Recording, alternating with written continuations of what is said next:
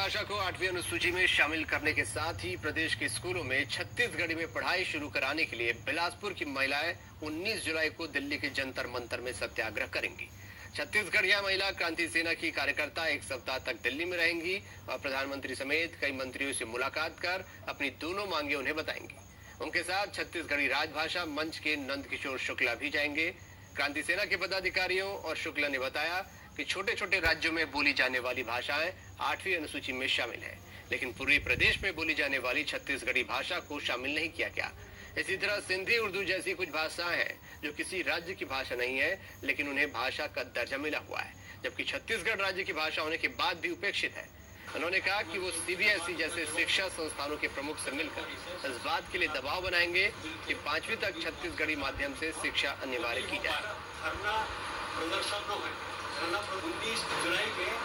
माध्यम चाहिए, छत्तीसगढ़ी माध्यम चाहिए, दूसरा और कुछ नहीं चाहिए।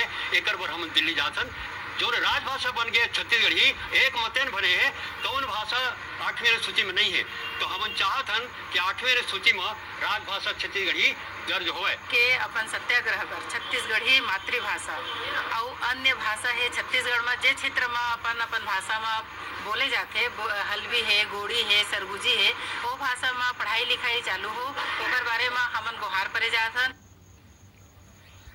छत्तीसगढ़